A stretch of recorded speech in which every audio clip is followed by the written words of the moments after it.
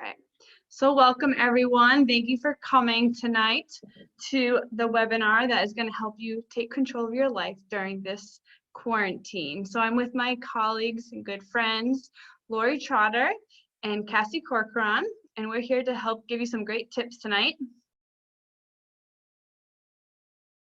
So this is just a disclaimer that this webinar is strictly just for educational purposes only. It's not to diagnose or treat any specific medical injury. And if there is any issue, definitely call your doctor. And we are recording this so we can share it to people who couldn't make it tonight. Right, so good evening, everyone. My name is Dr. Amanda Zariello, and I'm a physical therapist for Restore Physical Therapy. Lori, Cassie, and I want to thank all of you for joining us here today, and I want to congratulate you for taking the steps to better your health. We are really excited to come together and share our best health tips that will help you immediately reduce your stress. We decided to address the topic of stress reduction because every one of us is experiencing some sort of stress related to this coronavirus and all the big changes that have come along with it. We're all experiencing stress in different ways and all dealing with it in different ways. Right now, we're all in the same boat. We're all in the same storm, but not in the same boat.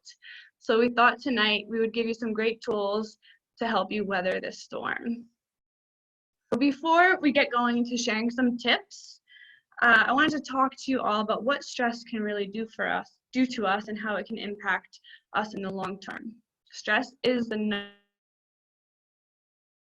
number one cause of disease, and if it's left untreated, it can lead to a lot of different issues like heart disease, cancer, lung ailments, liver disease, suicide.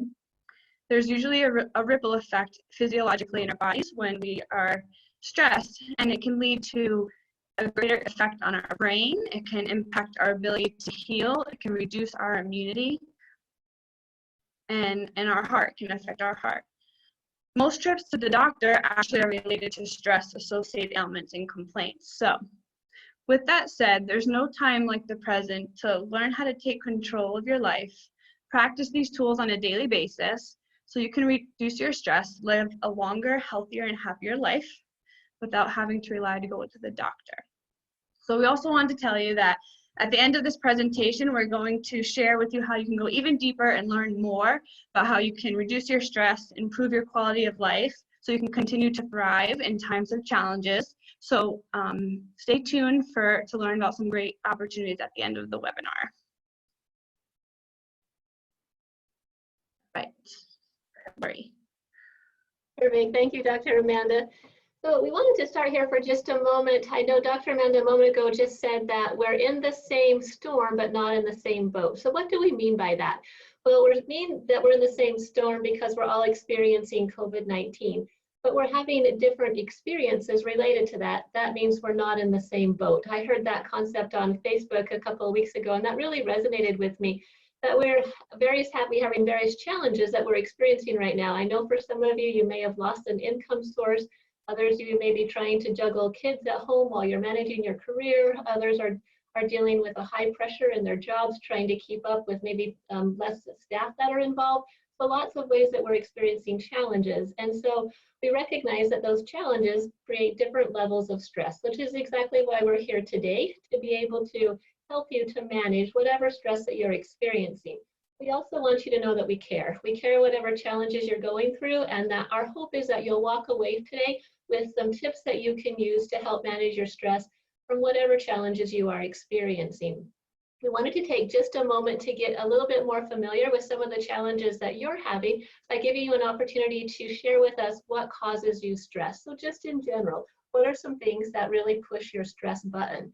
And if you have access to the chat here in Zoom, and the way that you find chat is you go down along the bottom of your screen, you can move your mouse and then type in chat, what are some of the top one or two things that cause you stress? Just to get an idea of what individuals are experiencing. So I see homeschooling has popped in, work-life balance, the unknown, Yeah, all of those things can certainly cause stress. And again, if you're still looking for the chat button, you just move your mouse along the bottom of the screen. You'll see a little window that says chat. And then if you feel comfortable, you can type in chat. And if you don't, no worries. Just be thinking about that in the back of your mind. But as I mentioned, see, money issues, that's another one, certainly. All of those things can cause stress. And people sending lots of negative videos or anything negative about the news that's going on right now, yeah, there's a lot of stress going on with that too. So thank you for sharing some of those. And then certainly we do encourage you to read each other's comments as we go throughout our session today. It's a great way to keep that conversation going. But again, we're glad to have you on the call, and I'd like to turn it now over to Cassie, who's going to share with us where we're headed for today by going through our agenda. Hi, and welcome. Okay, so tonight we're going to be focusing on three main areas to help you reduce your overall stress and improve your overall wellness. We put a lot of time and thought into these. We really wanted to choose tips and tricks that you can implement right from your house without having to go out or having to purchase a lot of things. We want to respect the stay-at-home orders, and so hopefully you'll be able to implement a lot of these things pretty immediately without a lot of extra effort. We are going to focus on ways to reduce your muscular pain and tension that's associated with stress. So as your stress builds up, your muscles tend to tell you that you're stressed. We're going to teach you how to ease your stress using mindfulness tools, and we're going to help you improve your immunity so that you can fight this COVID-19 and just stay overall healthy with good nutrition. I'm super excited. It's full of great information, so let's just go ahead and get started. Dr. Amanda, you're up. Thank you. All right, so again, my name is Dr. Amanda Zariello, and I'm a physical therapist, and I help a lot of people with neck, back pain, and a lot of other different ailments. So I wanted to talk to you about three different ways how you can reduce your neck and shoulder pain that is usually associated with stress. Stress can have a big impact on our musculoskeletal system, and so these three things that we can work on today are breathing, posture, and how to stretch and strengthen certain muscle groups that can help with your neck and shoulder pain. So before we get into the exact tips, let's talk about what our nervous system does. So we have our sympathetic nervous system, and that is that fight or flight nervous system. And then we have the parasympathetic nervous system, which is that rest and digest.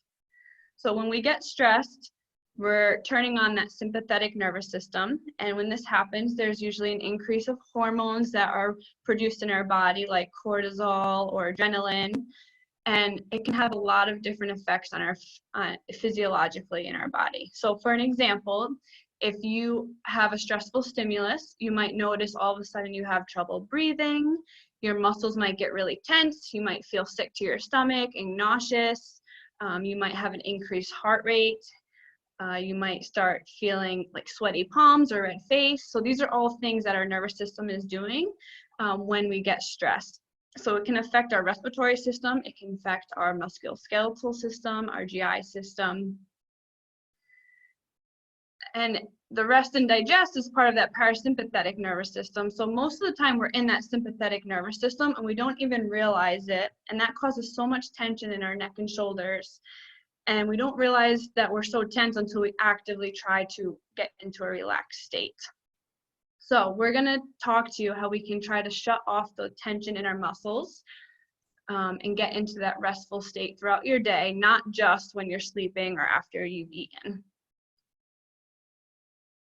So what happens when we have a lot of stress built up in our neck and shoulders? So whether you are just being super overwhelmed at work or really focused, you don't even realize that you're sticking your head out, you're clenching your jaw, and your shoulders are coming up to your ears. And you're in that sympathetic nervous system. It causes a lot of tension in our muscles, and that can develop painful knots in our upper trap. So if you look at this picture, those little X's in that muscle, those knots can cause pain all the way into your head, into your jaw. And when you get really tight, you might have trouble like moving your head left and right. You might start developing headaches and a lot of pain that could cause your ability to focus and even move. So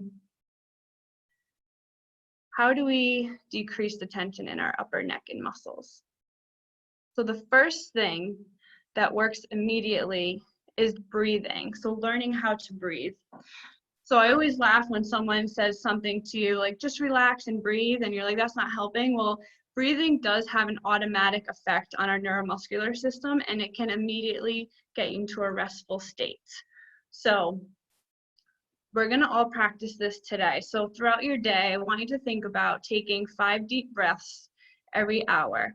And we're gonna learn how to do it the way I like to do it, that really consciously relaxes your upper neck muscles. So I want everyone right now to just sit up nice and tall. You're gonna squeeze your shoulder blades back. You're gonna take a nice deep breath in through your nose. And you're gonna exhale. As you exhale, you're gonna pull your ribs down towards your pelvis, okay? So in through your nose. And you're gonna exhale through your mouth. And you're gonna pull your ribs down towards your pelvis. Let's try that 3 more times.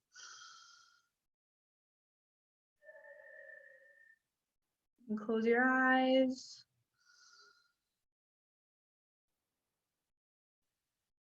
And we'll do 1 more. Nice deep breath in through your nose.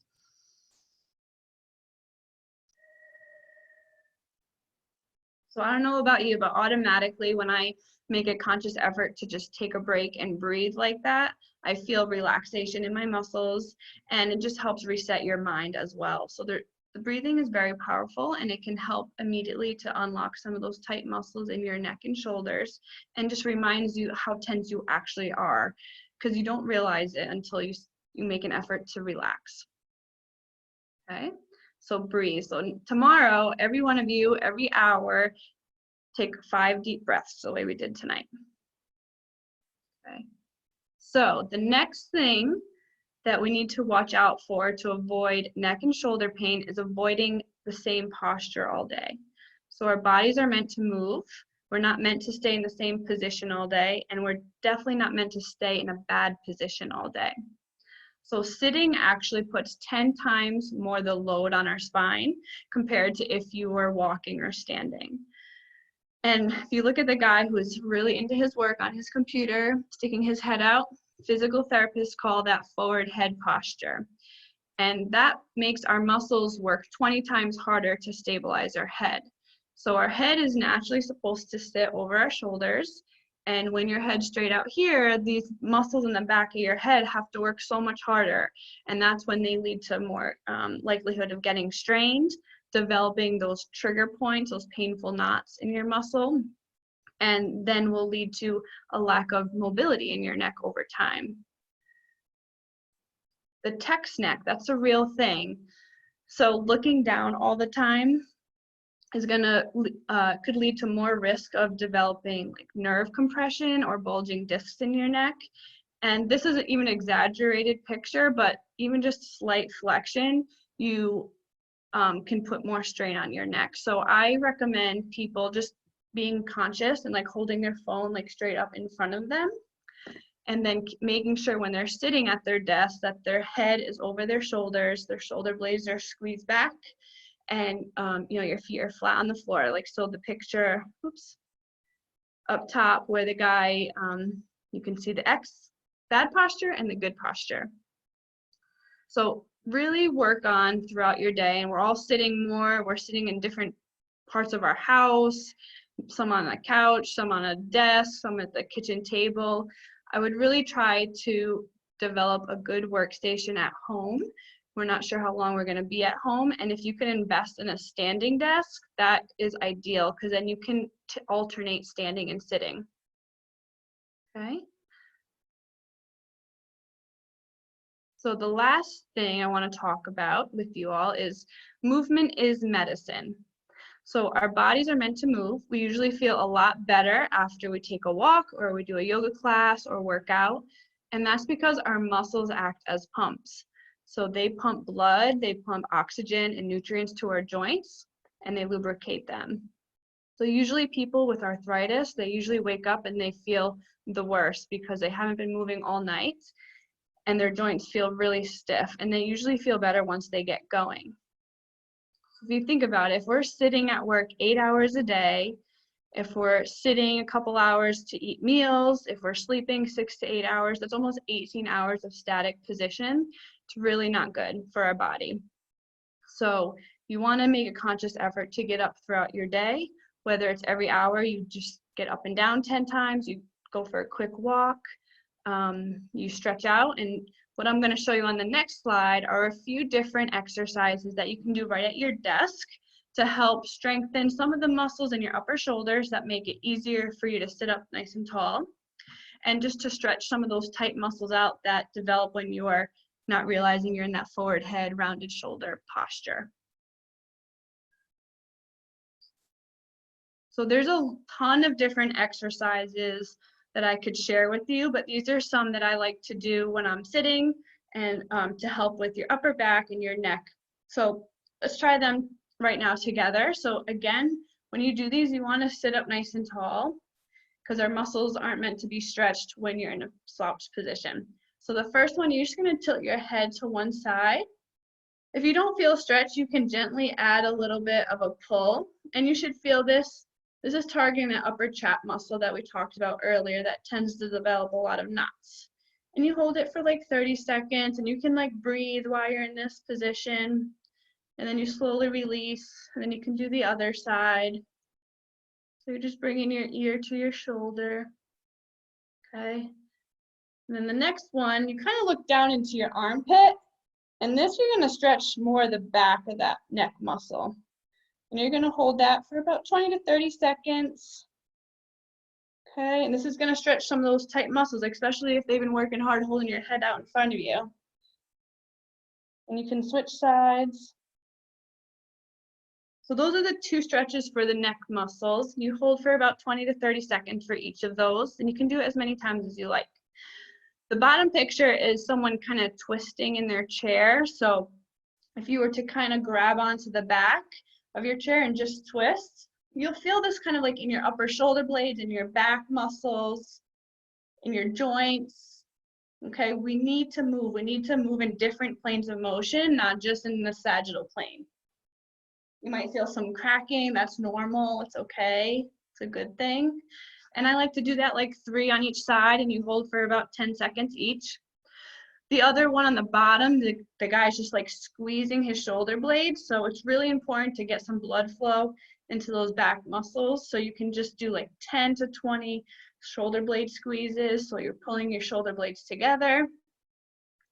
Okay, this is gonna help give some blood flow to those muscles. It's gonna be a good reminder for you to sit up nice and tall.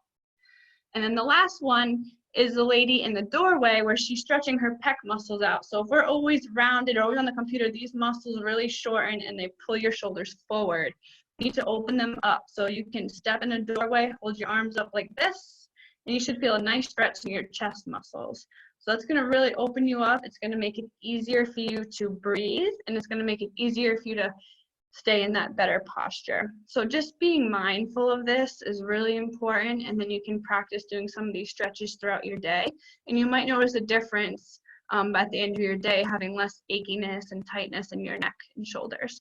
So just to recap, tomorrow I would challenge you to take 5 breaths every hour, in through your nose, out through your mouth.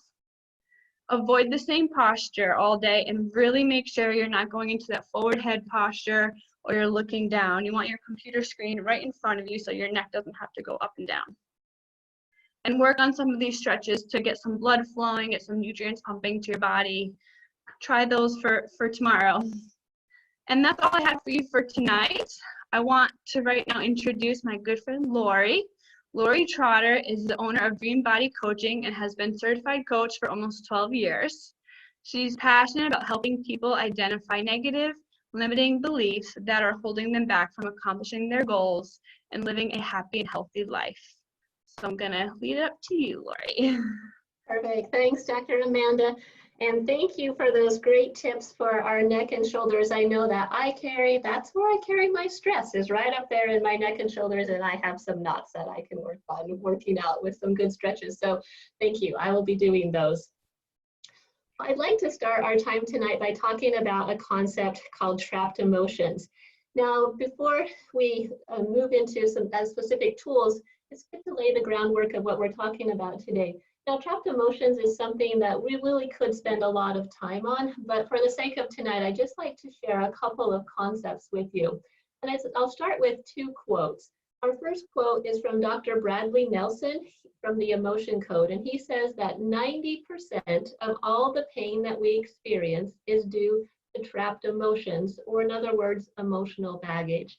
So again, I just want to emphasize that again, 90% of all the pain Dr. Bradley is attributing to trapped emotions. A similar quote is from Dr. Darren Weissman, and he's from the Lifeline technique, and he says that the core of every symptom, stress, and disease are emotions and memories buried in our unconscious mind. So again, just re-emphasizing, he says that the core of every symptom, stress, and disease are the emotions and memories that are buried. So again, that concept of trapped emotions. So exactly what do we mean when we're talking about trapped emotions? Well, we're talking about the things that happened to you in your life that were painful, and that they were hard, and that for whatever reason, you were at a point in your life where either you didn't have the time or the support or the know-how of how to process those emotions. By and large, we're not taught how to deal with negative or painful emotions. So things that could have happened in your life, for instance, if you think about the times maybe when you were younger, you were bullied, or you moved a lot as a family and you found it stressful that every time you moved to try to fit into a new school and to make new friends. Or maybe you went through a painful breakup in your life or a divorce, or maybe you had some financial setbacks and you lost a job, or you had a business that went bankrupt, or any number of things that could have happened. As part of our human experience, we have challenges, and with those challenges go emotions. And as I said a few minutes ago, we're really not taught how to work with those emotions effectively. And so in order to survive, our body's like, oh, what do I do with this? These are painful emotions. And so quite literally, our body will stuff them. That's how they get trapped. That's how they get buried. And even though they're trapped and they might be kind of that concept out of sight, out of mind, they're actually not gone. They're still there, trapped in the body. So what can happen then is when we're experiencing stress in our life, such as we are right now with situations related to COVID-19 or just life in general, that's just a lot of things that are challenging, that not only are we experiencing the stress from our present experiences, but it can also then be triggering the stress from those past experiences or the painful emotions that didn't have a chance to get processed earlier in our life. The good news, though, is that the emotions that have gotten buried, they don't have to stay trapped. Actually, as we have an awareness of them and we learn how to process them in helpful and positive ways, we can literally unbury them. We can release them or untrap them, so to speak. So you don't have to keep lugging them around. And so that's the good news that I wanted to share with you today. So the tips that we'll be sharing with you can help you with the stress that you're experiencing now from trapped emotions, as well as anything else that's going on in your life. So let's take just a moment before we get into a couple of, I'll share specifically 3 tools with you, but I wanted to touch on one more concept that will on our next slide. And I wanted to reiterate the concept that Dr. Amanda talked about earlier in terms of our parasympathetic nervous system. Now, when our amygdala gets triggered, we will have an experience that's called the stress response. And the 3 responses that can happen is that fight, flight, or freeze response. Now, I'm sure you can think of times in your life when you've experienced all 3 of those different stress responses. But in general, we tend to have a response that we experience most frequently. And if you're comfortable, I do invite you to type in chat, what is your most common stress response? Do you go to fight, do you go to flight, or do you go to freeze? And while you're typing, I'll tell you what my common one is. My first go-to one is flight. When something feels really stressful, I have that sudden experience of, I gotta get out of here, just that runaway type of a feeling. And then close right behind that, mine is freeze. And when we're talking about freeze, you can think about the deer in the headlights effect. I know when I'm in conversations and then I'm there, but my brain isn't really working. It's like I'm frozen in place and you can't think about what to say. And then I find that maybe a couple hours later, when I've had a chance to calm down again, all these ideas come like, oh, I could have said this and I could have said that. That's what we're talking about pertaining to the freeze response. And I am noticing in chat, and if you happen to see me look over at our chat, my chat columns over here on the other computer, but I'm seeing lots of freeze, lots of flight. I see some going from fight to flight. But good, you're recognizing what your stress response is. And that's why I wanted to talk about this here for just a moment. And why I wanted to bring it up is because the more that we can be self-aware as to the type of response that we have, it can help us to clue into when we're dropping into some stressful situations. Now we recognize, those high stress times, but if we can start to pay attention to those early cues that give us an indication that we're experiencing some stress and we're starting to go into one of those stress responses, then we can train ourselves to pull in some mindful tools, which I'll be teaching you here in just a moment, to help you then to navigate the stress that can then make it easier to deal with the experience. I'm not going to say it's going to completely make it better, because life is challenging at times, but it can make it easier to deal with it. So let's go ahead and look at our first tool. And thank you everyone for sharing your common response. The first mindful tool that we're going to talk about today is grounding. And basically what we're talking about is getting present in your body. Now, when your amygdala gets triggered and you're in that fight, flight, or freeze response that we just talked about, quite literally, it's hard to think straight. This frontal part of our head, up kind of by your forehead, is called your prefrontal cortex. That's where we do our higher level cognitive thinking. That's where our logical thinking comes from. That's where our rational thinking comes from. But when we're in a stress response, we tend to drop from that prefrontal cortex into our limbic part of the brain, which is our emotional center there in the middle of the brain, or even down into that lower part of the brain where literally you're in survival mode. And so then consequently, it's a lot harder to be thinking rationally or logically in those moments. You may have heard people say after a highly stressful situation, it's like, I couldn't think straight, or I couldn't think of what to do in that situation. And they're right. There's a physiological response. Our brains aren't wired to be able to, when we're those high stress response, to have those logical thinking responses. So one way to help us to get present when we're feeling a lot of stress is to ground. And so when we're talking about grounding, we partner with the earth. The earth is a powerful resource to help us to ground. There are electrical charges within the earth that can create a calming and relaxing effect on the body. Now, ideally, it would be fantastic if we could all go outside and stand barefoot on the earth. Now, if you live in the East Coast like I do right now, it's very dark outside, or you might be in a place where it's cold. And so it doesn't always make sense, or it's not always available to go outside in our bare feet. But the good news is that with using our imagination, we can replicate the experience as if we were outside. So I'm going to invite you to actually do this exercise with me in terms of grounding. You're welcome to keep your eyes open or closed, whichever works best for you, but sometimes it's easier to use your imagination when your eyes are closed. But again, whichever you feel comfortable with. And I'd like you to think about your favorite spot in nature, a place that you just like to go and that you already find so comforting, relaxing, and peaceful. So maybe it's a park that has beautiful lush grass, or maybe it's a favorite beach spot that you like to go to and the sand feels so good on your toes.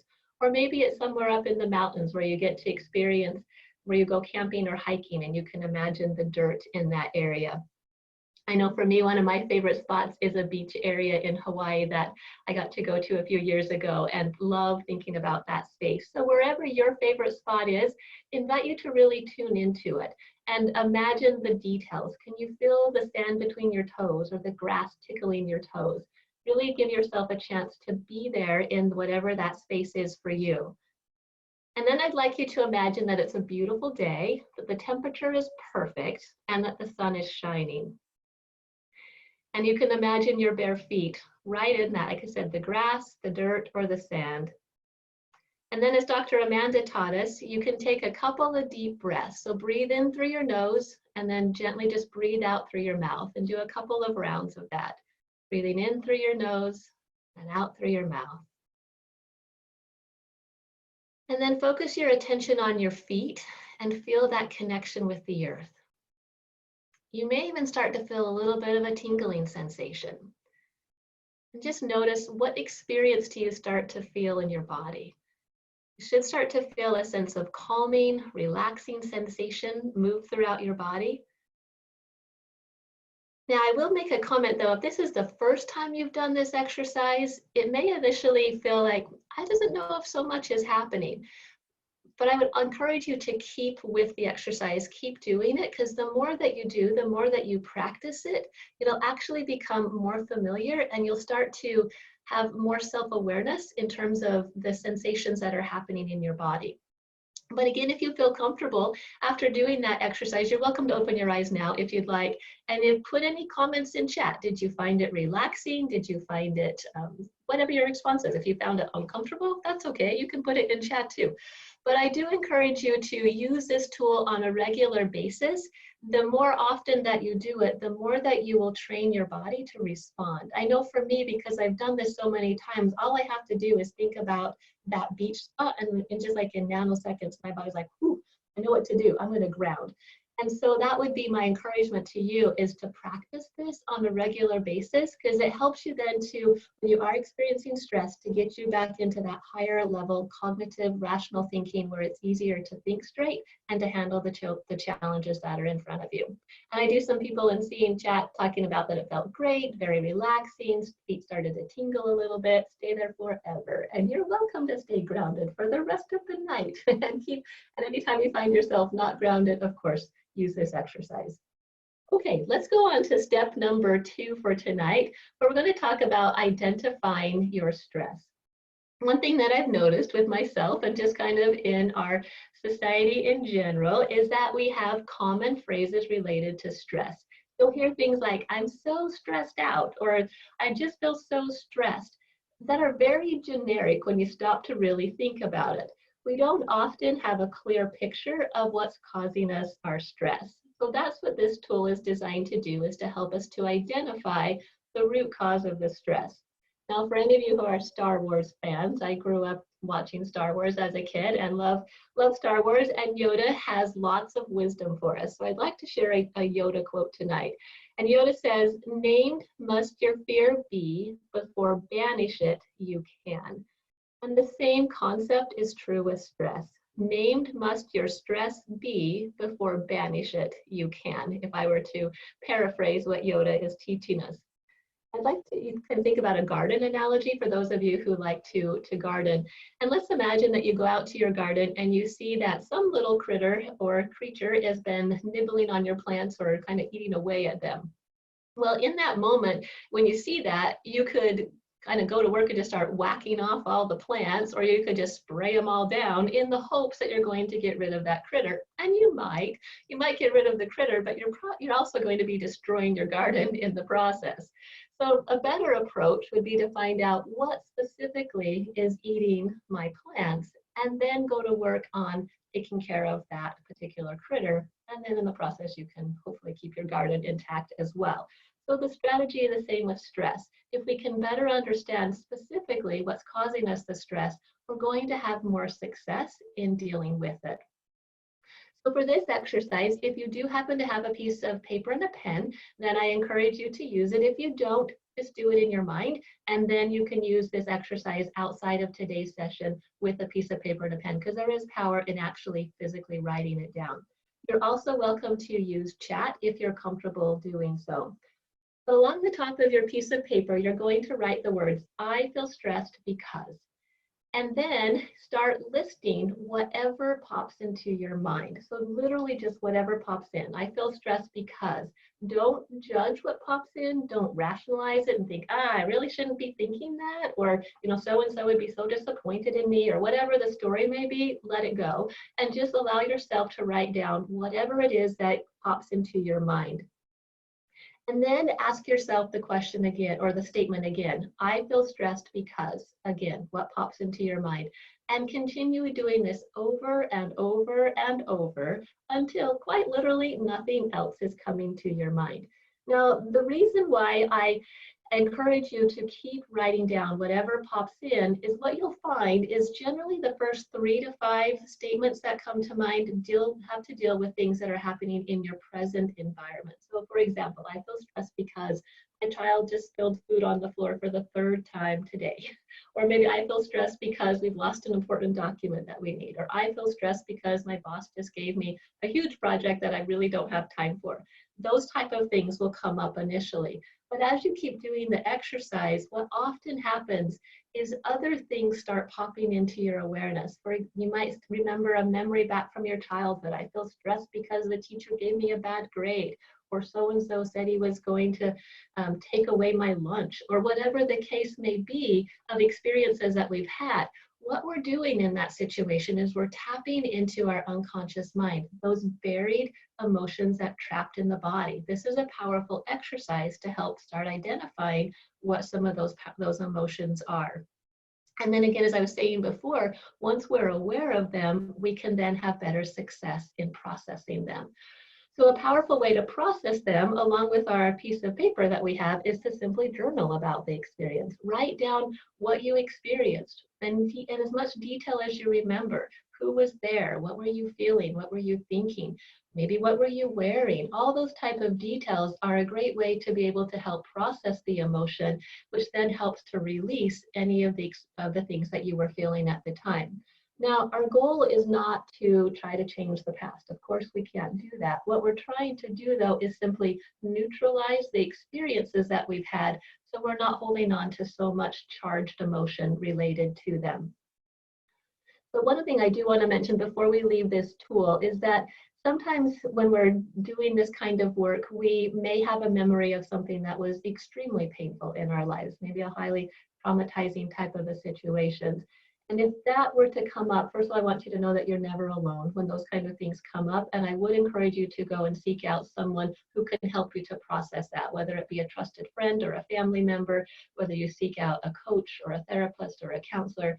You're welcome to reach out to me in those situations. But basically, we just want you to know that to encourage you to get the help that would be for those particular type of situations.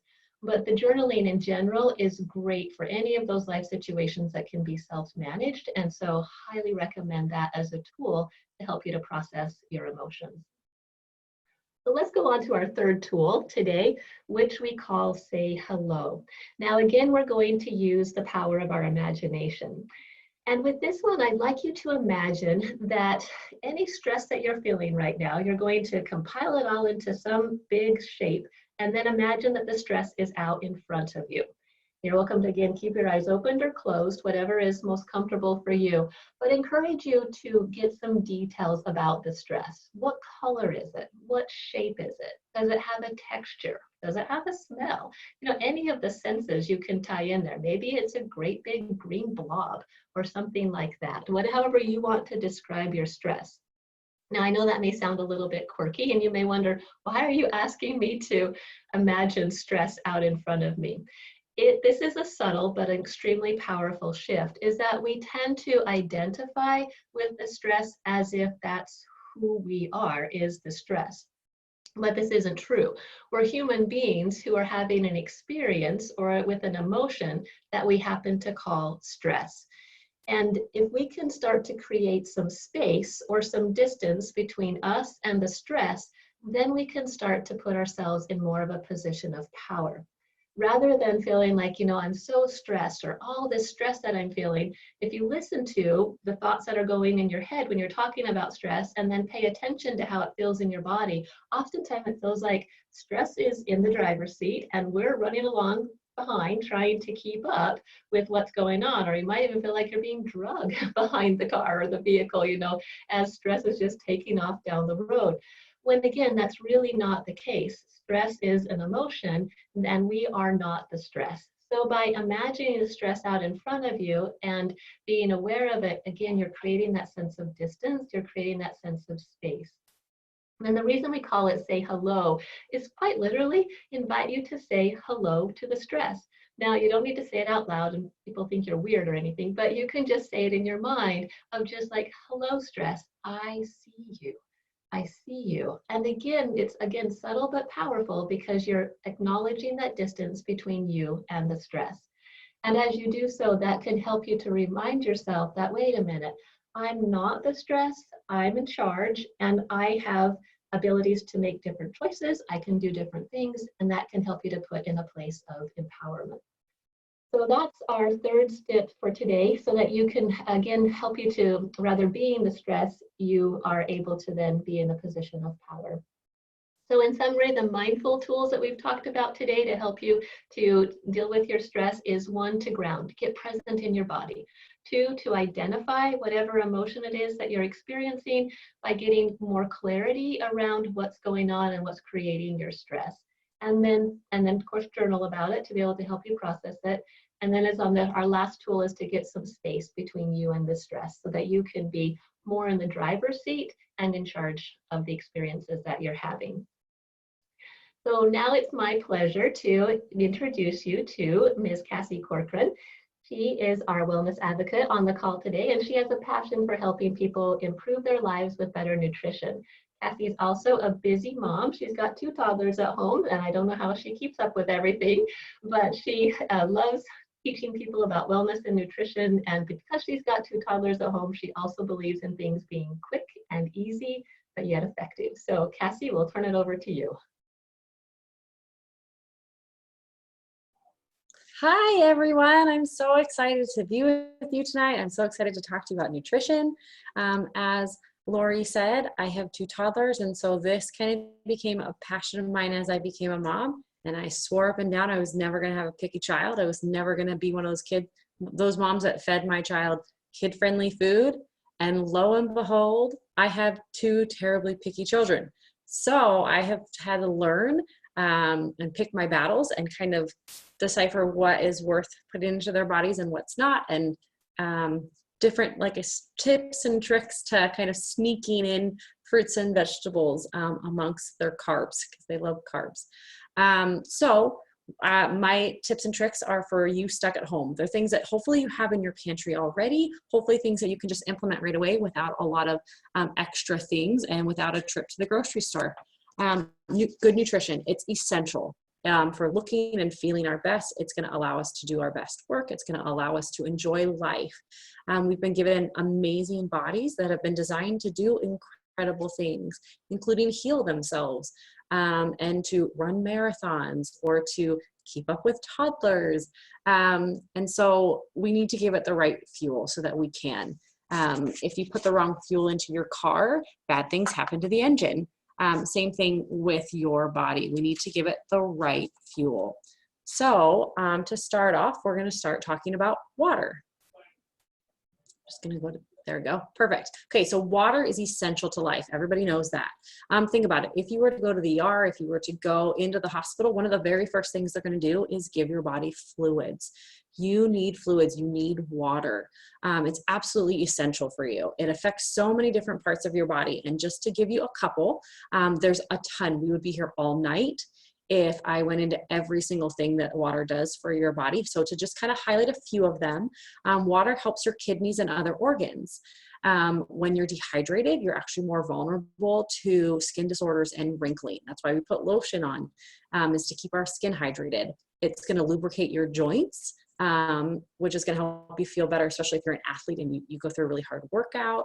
If you have arthritis or other sort of injuries where inflammation and that sort of thing has gotten in the way, water is going to help lube your joints so that you're not as achy and painy.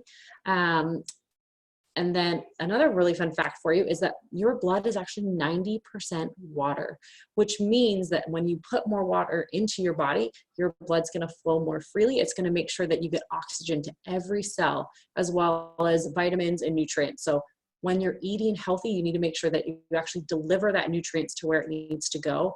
And water is that delivery system. You need to make sure that, you know, all the hard work and effort you put into actually eating and creating those meals gets where it needs to be. Water is going to help you then take what you don't need. It's going to take any toxins, free radicals, waste, and it's going to flush it out of your system so that that's not just sitting in your body and making you kind of feel uncomfortable or groggy or anything like that too. So by increasing our water, it's going to be the fastest, easiest, and cheapest way to improve your overall health. So I want to give you a few tips on how to increase your water intake. The very first one, I do want to say that while this sounds simple, sometimes I think it's hard to put new habits into place. And so by starting really simple and making sure that we make it a priority in our life, you will see a huge difference. And this is the first one that I always suggest to people, is to increase their water. And so, like I said, I want to try and give you a few tips or tricks to making it really, really easy. So at night, I put a glass of water right next to my bed. I put it on my nightstand so that the very first thing I can do in the morning is wake up and drink a glass of water. It's going to help wake your brain up. It's going to wake your body up. It is going to allow you to just kickstart your day and get going. And by having it ready the night before, it's really, really easy to do that in the morning. Sorry, I'm just reading the comments. It just popped up on my screen. So a marathon is easier than keeping up with toddlers. Try keeping up with two. I have 2 boys and they are 17 months apart. I don't know what I was thinking. Sometimes I think a marathon would be easier. Good, thanks, Anne. I love that. I might print that out and put that in my like inspiration board. So like I said, by doing that little step at night, you're prepped and ready for the morning, and you can just drink that water and off you go. It's a great start to your day. The next thing I want to talk to you about is that when you're at the grocery store, don't buy the fruit juice, don't buy the soda, don't buy the sugary drinks. If you don't bring them into your home, you can't drink them later on. It's a really, really easy way to make sure that you're having good nutrition. They say that the best defense is a really good offense. Did I say that right? Yes. Okay. So once again, that's what we're doing. We're not even bringing it into the house. We're not having that temptation there. So if you just avoid having them or only buy them for special occasions, that way you can still enjoy them when you need to, but they're not just there all the time for you to consume. So your choices are then water or milk. It's the easiest way to do it. And you're going to save money because actually fruit juices and sodas and things like that, they add up. If you don't like the taste of water, if that's kind of one of the things that's stopping you from increasing your water, try adding some fruit to it. Add a little bit of lemon. You can chop up some strawberries or throw some like blueberries or raspberries in there, squeeze them a little bit so the juice gets out and infuses into the water. It's going to make the water a little bit sweeter. It's going to make it taste a little bit better. And you can just leave them like that in the fridge, and you can buy actually specialized containers that will make it so it strains out any seeds or any parts of the fruit, so that it won't actually get into your water if that bugs you. It's a great habit to teach your children too. Start them young so they're not expecting apple juice with every meal. You know, they don't get that sweet tooth that we have because we had it when we were growing up. Our next tip is that when you do have a meal, you should be eating 3 meals a day, right? So at every meal, you should have a glass of water with you. It's going to help fill you up so that you're actually eating less. As Americans, we tend to eat way more. Our serving sizes are huge compared to the rest of the world. It's also a great way to make sure that you're adding in 3 glasses of water right there.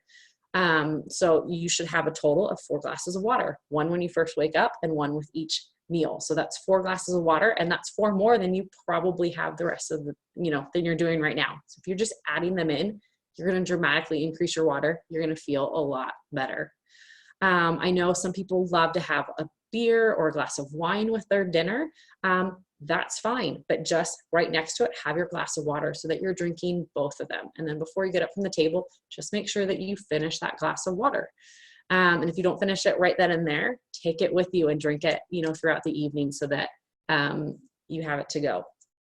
My last tip for water is that before you go to have a snack throughout the day, we all kind of get that craving at around 2-3 o'clock in the afternoon for a snack. But before you do that, grab a glass of water and drink it, and then wait 5 minutes. The signal that your brain sends to the rest of your body to say that I'm hungry or I'm thirsty are actually really, really similar. And so we usually, more often than not, have just trained our bodies to eat when we feel hungry. But you will find, if you do this, it's a little experiment for you, that if you drink a glass of water first and wait those 5 minutes, chances are, more often than not every time, because you will be hungry sometimes, food is good for you, that you are actually more thirsty than you are hungry. Water's great. It has 0 calories, but it does do so much for your body that it's going to help fill you up, and it's going to help make sure that you're actually taking in everything that you need. You're not wasting calories on, sugary drinks and things like that. So by just doing those things, you're going to retrain your brain. Have a glass of water first, wait 5 minutes, have a glass at every meal, have a glass in the morning if you can. Everybody has a different situation. Try and drink a glass of water right before you go to bed. I have to do it about an hour, hour and a half before I go to bed. Otherwise, I'm going to wake up and then have to use the restroom. You know your body better than anybody, but add in the water. Your body will thank you for it. So that's our first tip. The next one we're going to talk about is cutting out the sugar. So before we start, I want to play a quick game with you. I want you to think of how much added sugar are in these items. So some might have natural sugar, but I want you to think about added sugar. So go ahead and write into the chat, if you can, your guess for Cheerios. How many grams of added sugar do you think a normal serving size of Cheerios would have? And just so you know, a serving size of Cheerios is 1 cup. Okay, so I see 10, 15, 10, 8. So kind of right around in that area. I love it, 17. All right, so actually Cheerios has 12 grams of sugar in it that are added sugar. There's no natural sugar in a Cheerio. All of it is added in. Okay, so let's do this with 1% milk. And I chose 1% just because that's what I have in my fridge. If you have fat-free milk or 2% milk, it might be a little bit different. But once again, what do you think the added sugar is into milk for a serving size? I see 25, 10, 6, 5. Okay, it is actually 12 grams of sugar, but none of them are added in. All 12 grams of sugar are natural. They're found in the milk, or at least in the 1% milk that I have in my fridge. So the correct answer would be 0. 0 grams were added in. Okay, here's the kicker, a Snickers bar. We've all done it. We've been in the grocery store. We're standing in line, waiting to check out, and we get the munchies. We get hungry. And so, you know, I justify it by grabbing a Snickers bar because it has nuts in it. And so that's a little bit healthier for me. But how many grams of sugar do you think that it has? And I'll give you a clue. They're all added in. There's no natural sugar in a Snickers bar. So how many grams do you think are added in a Snickers bar? All right, these ones are much higher. I see 18, 20, 40, 40, 30, 22. I can't really tell which ones are for which thing anymore. It's actually 29 grams of sugar, which equals 120 calories. So in one Snickers bar, you're having 120 calories, and that's 29 grams of sugar. So according to the American Heart Association, the maximum amount of added sugar you should have each day is, if you're a man, you need 37.5 grams of sugar, which is 9 teaspoons, or about 150 calories. That's added sugar, okay? So it's 150 grams of added, 150 calories of added sugar. If you are a female, it's less than that. So they suggest that the maximum amount of added sugar you have is 25 grams, which is 6 teaspoons, or 100 calories a day. So right there in your Snickers bar, you have maxed out. You have overdone the amount of added sugar that the American Heart Association says you should have. Now, there are some foods that are high in sugar, that are high in natural sugar. Think apples, bananas, all your fruit, right? That's why they taste sweet. Honey has sugar in it. It's why it tastes sweet. It's a different kind of fruit sugar, so your body knows what to do with it. Your body knows how to process that sort of sugar. So it's important to note that sugar is not necessarily a bad thing. I'm not saying never have any sugar. I'm saying we need to practice some willpower, control the amount of sugar we have, and try to eat as many natural sugars as we can versus added sugar. There's a big difference in how your body is going to react to the natural sugar versus how it's going to react to the added sugar that you put into it. And it's actually important to note that there's actually no reason to have added sugar in a lot of our food. If you are making things from scratch, if you are doing clean eating, eating organically and things like that, you don't actually need to have any added sugar in your diet, or very little. If you need a sweet tooth, grab some strawberries. And so, you know, there's other ways to kind of hit that sweet tooth without having tons and tons and tons of added sugar. The less added sugar you eat, the healthier you will be. So that's tip number 2, is to cut out the added sugar. And so to help you out with that, if you have a pen and paper, try and write this down really fast if you can. This is a recipe that it's in our fridge right now. We have it all the time. It's a great snack. They're called protein balls. They're going to help fill you up in between meals. They are really high in protein and really low in sugar. So it's going to hit that sweet tooth craving. They have flour and chia seeds mixed in with them, which is great for your digestive system. They're going to help move everything along. My husband likes to call them poop balls because one, they're brown in color, and you roll them into a little ball. And two, if you have a couple of them, they really help your system flow and everything gets moving. And yes, hence the name poop balls, but they are delicious. So don't let his little bit of humor slow you down. You can make a batch, store them in the fridge, and eat them for several days. We make them probably about once a week. My kids love them. And basically all you're gonna do is put all of these things into the blender. Oh yeah, take a screenshot. That's a really great idea. You're gonna throw all these things into your blender. I throw it into my KitchenAid, you mix them up, and then you just form them in your hands. Little tip, throw them into the refrigerator for about 10 minutes so they chill a little bit, and then roll them into little balls, bite-sized balls that you can just take with you. You can take them with you to work. You can take them with you. I'll throw them in a Ziploc and throw them in my purse, depending on what my errands are for the day. Or like I said, just in between meals. They're really, really going to help with that. So they still taste sweet, but they're not overly sweet. And like I said, they're pumped full of great fiber and really great protein for you. Awesome. So I'm going to give everybody just another minute to finish writing this down. And obviously you can adjust these measurements. It's not a science. You know, you want it to be a little bit sweeter, maybe add a little bit more peanut butter or more honey. If you don't like the chia seeds or the flax seed, then you can take that out, sort of thing. But if you take those out, you are taking out the fiber. So just a thought. I do also want to add in that sometimes you need a good brownie. I'm a mom of 2 toddlers. There's days I just need chocolate, especially right now when the world is turned upside down. So if you're going to cheat, I firmly believe you need to enjoy that cheat. Guilt is just going to add on more calories for you, but be smart about it and try to make your brownies or your cookies from scratch. Not only are they going to be healthier for you than the ones you buy from the store because they contain less ingredients, but it's really going to make you evaluate how badly you want them. They're not readily available to you. It's going to take some effort and take some time to do them. And so it's really going to make you think, how badly do I want this? Is there something else I can have instead? And while you're baking, you're burning off the calories you're about to take in anyway. So we usually do this too. We don't keep sweets around our house. I make things from scratch when we do have them, so it's really special. Now for things you can't make, like ice cream, then we go out and we buy it. We will support local businesses and ice cream stores and things like that. We don't do it a lot. It does, it can get expensive, especially with children, but we don't keep it in our house so that I'm not tempted to snack on the ice cream. Now, if you're a person who you just need to have it in your house, it makes more sense for your budget, it makes more sense for your lifestyle, I totally understand.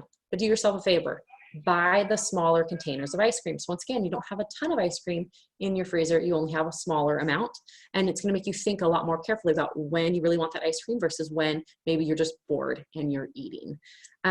So I'm a huge fan of that. Over time, as you cut out the sugar, as you increase the water, as you do these things, your sweet tooth cravings will go down. Your body will adapt, and you will find that soon someone's going to give you you're going to go to a birthday party and they're going to give you a slice of cake or at a wedding, and you're going to take 2 bites and you're going to be done. That's going to be enough for you because you've just sort of trained your body over time to not crave that sort of refined sugar.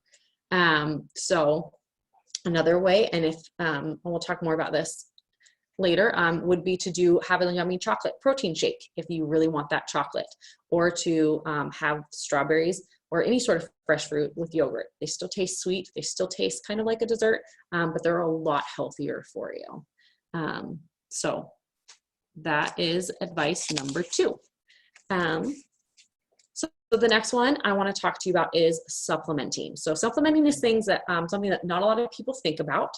So I want to explain it to you. So as a culture, we are sorely missing in certain nutrients simply because they're not plentiful around here. And we as a society eat overly processed food when we go to the grocery store. That's everything that you see. Nutrition is lost in the processing of those foods. And not only that, besides just the overly processing, we don't farm the way that we should. And I'm not blaming farmers. I have a huge respect for farmers. I just know that our society makes it really hard for them. We don't give them the land that they need to rotate crops, to rotate fields, to let fields rest. And so because of that, and because there's all this pressure on them to modify the food to make it grow faster, stronger, to make it be drought resistant or bug resistant, the foods are changing. There was a study that I read that talked about peanut allergies, and that one of the reasons we're seeing a lot more peanut allergies in children today versus our grandparents or great-grandparents is because the peanut is actually a very different plant than when it was first invented. And so that same thing with all sorts of food. Kale is not the same kale that our grandparents used to eat. Corn is not the same corn that our grandparents used to eat. All these sorts of things have changed with time and because of our different farming and processing habits that we have. So when you go to the grocery store, there's all the food that you can look at.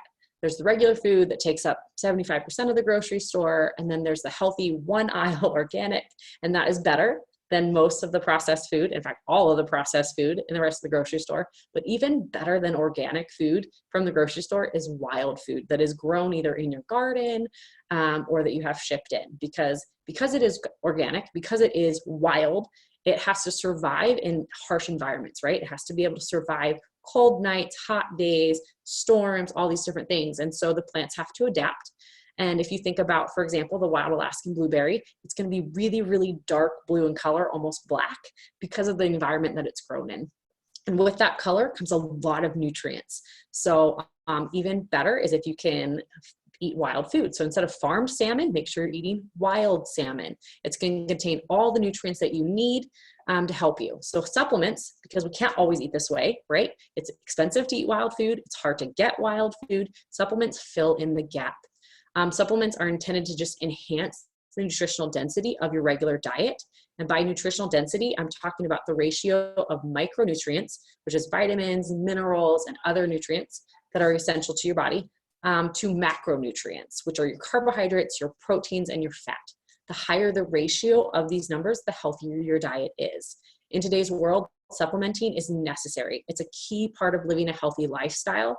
It's not an option. It's not a luxury. It's something we all need to figure out how to build into our lifestyle today.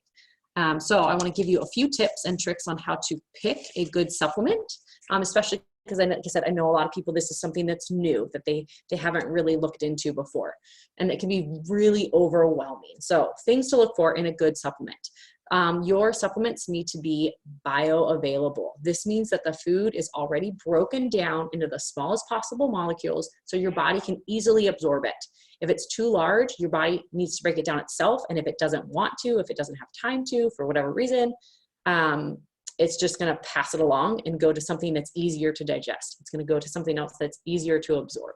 And so, like any high quality thing, this is going to be an investment into your health. It's going to be a little bit more money to get a high quality supplement versus a lower quality supplement, but actually you're saving money in the long run because you're not peeing out those extra nutrients. Because your body can actually absorb them, you're getting your money's worth, which is huge. So one really good way to tell that something is bioavailable is that it needs to be a liquid supplement. Liquid supplements are easier for your body to absorb, and you have instant access to that nutrition as well. They're what we call bioavailable. And when you look at the ingredients on that list, the ingredients, I believe, should be food. I don't want something that's been made in a lab. I want to be able to find out where the nutrition in that supplement came from. So I like to know what foods that they are putting into that supplement, how they're getting that concentrate, and how are they processing it. The supplement should be cold pressed when it's processed. This is more expensive for the company, which means it might be a little bit more expensive for you versus other products, but it saves the vitamins and it saves the nutrition. Once again, you're getting high quality vitamins and nutrients, but your body's actually going to be able to use them and you're going to feel better. That's the whole purpose of taking a supplement, is to feel better. If you are not already doing so, you need to take a multivitamin every day. I love my superfood multivitamin instead of a traditional one. There's added benefits that come with superfood that, depending on the superfoods, hold on, I just noticed that there's some things popping up in my chat. Any ideas what calorie? Oh, in the protein balls. No, I'm sorry. I have no idea, because in the protein balls, I literally do it without even thinking anymore. And the calories would totally depend on the size of the balls and on like what exactly you're putting into it. Because I know sometimes I'll add different things. If I'm being a really nice mom, I'll put little tiny chocolate chips in there too for my kids to kind of entice them to eat them a little bit more. The different brand of oats that you use is also going to change the calorie count, as well as the different kind of honey that you use. So I don't have a calorie count for the protein balls. I am so sorry. I just saw that, Corrine. Okay, I'm gonna hurry up because I realize I'm talking too much. So there's a lot of options out there when it comes to taking supplements. So really quickly to summarize, you need to be taking a multivitamin every day. You should be taking fish oil pills every day, and you want a really high quality fish oil pill. It's huge for your brain. If you've ever had fish burps, or you've ever had people who say, no, I don't take fish oil because I smell like a fish afterwards, they're taking low quality fish oil pills. You want one that's jam packed full of wild Alaskan sockeye salmon, because your body can absorb those. If you have a fish oil pill that's full of low bottom feeders, or what we call them, which is like krill, your body can't absorb all of that. And so it has to get rid of it somehow. You're either going to pee it out, burp it out, or sweat it out, none of which are pleasant. So make sure you have a really high quality fish oil pill. You also need an immunity booster, especially in today's world with COVID-19. So make sure that usually that's in your multivitamin, but some multivitamins, depending on the ones that you take, won't have an extra immunity booster inside of them. So you would need to take an additional vitamin C pill on top of that. There's a lot of options out there. You need to do your research. You need to talk with your doctor to find out which one is best for your health situation. I have supplements that I love and trust and completely endorse. My whole family takes them, including my children. If you would like to talk with me about that more, I'm happy to talk with you after this is over and give you the name of the supplements that I love. We don't have time to go into it right now. So I'm going to quickly go to the next slide. So first, I want to thank you so much for listening to me ramble for the last few minutes and taking the time to join us tonight. I know that in these often unusual and very surreal times, it's easy to let the stress take over and have us feeling helpless. But tonight you took control. So pat yourself on the back. That's huge. That's the first step. We got so many great ideas tonight. I know I'm going to be breathing better, moving more, and stretching tomorrow. So I'm going to feel great then too. So I want you to think back on all the advice that you were given tonight and just choose 2 or 3. We don't want you to feel overwhelmed, but choose 2 or 3 that you think would be the most applicable to you and start applying them into your routine right away. And then when you think you have those kind of down pat, they've become habits, then add in 2 or 3 more. And over time, you're going to see these small little changes become huge improvements in your overall health. That empowering feeling that you have right now, like you're pumped and ready to go, you're going to start drinking your water, you're going to be stretching, you're going to go by that standing desk. We want you to keep that empowering feeling. You've got the excitement, you've got the momentum, so let's roll with it. We want to invite you to go deeper with us. We are going to be starting a 4-week stress busting program that starts next Thursday night, same time, same place on your computer. We'll be going live with even more tips and tricks and things like that to help you get through these uncertain times. And even when these times are over and life gets back to normal, these are going to help you navigate life anyway. To do that, these are the topics we're going to be talking about. We're going to be talking about pain that you have, why you have it, what it is, and how to deal with it. We're going to be talking about getting rid of tension headaches, how proper breathing and posture, which we could all use, the drama triangle and stress, releasing those trapped emotions that we introduced you to tonight. We're going to be talking about the thought and results connection. I'm going to be giving you a lot of recipes like the protein ball ones that are easy to use with common things you should have in your pantry right now. I'm going to talk to you about reading and understanding food labels and how they can help you make better choices in the grocery store. And then as a mom myself, if you have children, I'm going to help you with some tips and tricks to getting your kids to eat healthier and starting those healthy habits. If you don't have children, there's still really good tips and tricks to get you to start eating healthier. So like I said, we would love for you to come with us and on this journey. We're offering it for $44. It's actually worth well over $250 if you were to hire us each separately. So please take advantage of this. We wanted to make it really affordable. We want as many people to get this information as possible. We know that it's uncertain right now with everything that's going on. And so we just want to help you take that control of your life. We want you to thrive. And we are excited for you. So invest in yourself. And we will hopefully see you next week. So with that, this is how to find us. So take a screenshot of this, write down these emails, these web pages, and talk to us. And we each offer some consulting. So depending on what your lifestyle is, depending on what your needs are, you can come talk to us each. And we're going to stick around after this is over to answer any questions that people have. We'll unmute you so you can actually talk with us. But take a screenshot of this. We would love to talk with you more and to give you more tips and tricks and help you on a more individualized basis. So once again, thank you so much for joining us tonight. It's been a pleasure. I had a lot of fun. I'm sorry I tend to ramble, but Lori also put she in the chat box. You'll see right now that she actually uploaded the link. So for that Go Deeper class to learn how to thrive in today's world, you can click that link. It will take you right to the registration page so that you are getting the emails and the updates on that. It'll also go out in an email form, the same email that sent you the link for tonight. So with that, we're going to stick around for a couple minutes. If you need to hop off, that's fine. Thank you for joining us. If you do have a question, go ahead, feel free to unmute and ask away.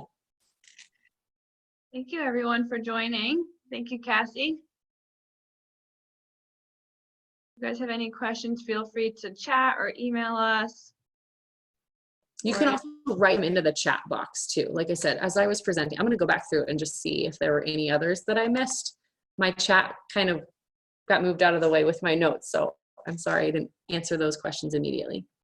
If you do have any questions and you'd prefer that your name wasn't associated with it, you're welcome to send a private message to either Cassie, Amanda, or myself, and we'll share your question and we'll answer it, but we won't share your name. So sometimes that feels a little bit more comfortable. And the way that you do a private message is in the chat box. There's a place where it says to, and you can click on the drop down and you can pick someone's name and that will send a private message. But I do want to echo what Amanda and Cassie have both said. Thank you for joining us. It's been great to have you on the call. Enjoyed seeing your comments in chat, seeing many names of people that I love and know in my life, and so grateful for all of your support as well tonight. Yes, thank you guys for showing up. We really appreciate it. And you'll get a recording of this as well. And then also for the 4-week course, if you can't make this time, you sign up, you also will get the recording. So if the time and day is an issue, you'll still have access. Hope you all have a good night.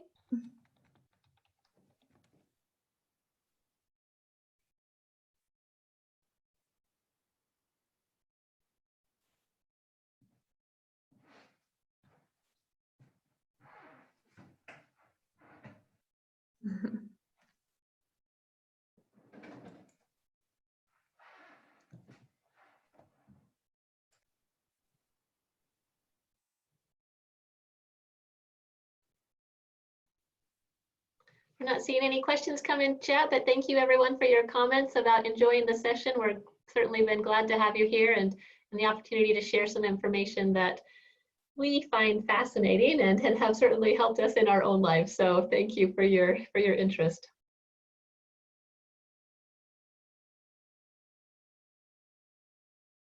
Awesome.